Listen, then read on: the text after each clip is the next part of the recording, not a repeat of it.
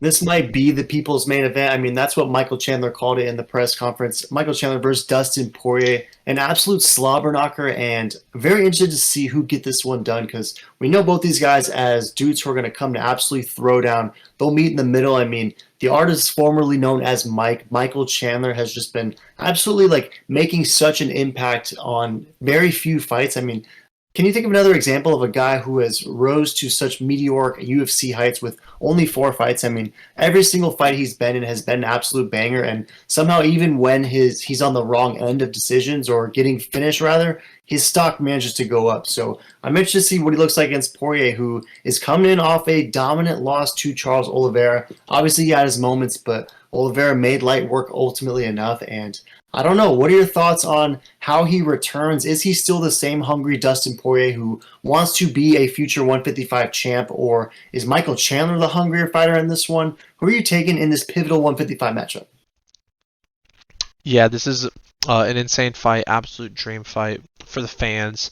Hardcores, I mean, everyone's gonna love this. This is for sure got fight night all over it. But Chandler said he came there to win this weekend, not to get into a dogfight like he did versus Justin Gaethje. So honestly, I like the energy I'm seeing from Chandler. I like the dog. I like the X factor. He can get it done.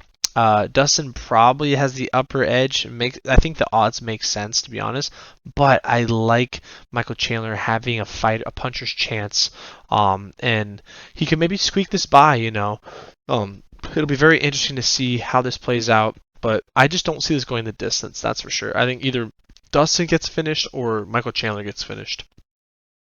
Yeah, I buy that for sure. And you mentioned the odds. Minus 210 is Dustin Poirier, Michael Chandler around plus 180. And if we look at Tapology, 76% is rolling with the diamond. Majority Brown, they think that KO is most likely, whereas 24 is rolling with Michael Chandler. And there's a lot of Brown there. So it seems as though Tapology is probably right there with you, thinking that a finish is most likely.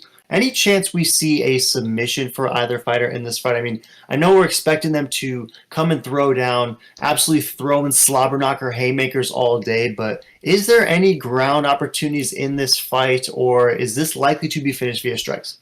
I don't see a submission happening. I don't see either guy go for a submission.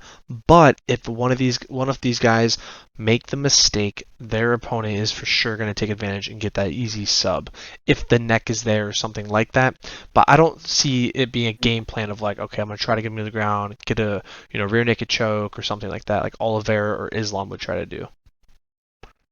Yeah, that's probably accurate. I'm just curious if it all factors in because I think that would be a lot of fun to watch too. Since both these guys have a grappling skill set, but it's probably a different looking skill set nonetheless. But in this one, I'm rolling with Poirier. I think he's probably going to end up getting a finish in this one. But if the Michael Chandler train continues and he finishes Dustin, then it's going to be super exciting to see what Michael Chandler does next for sure. I guess I'm just still seeing Poirier having that hunger, having that desire, having that drive, and ultimately having just the more well-rounded game that will allow him to just get through Michael Chandler in this one. But should be a slobber knocker nonetheless. So, any last thoughts? No, great matchup, great fight. Throw in the comments who you got. You going with a diamond or iron Mike?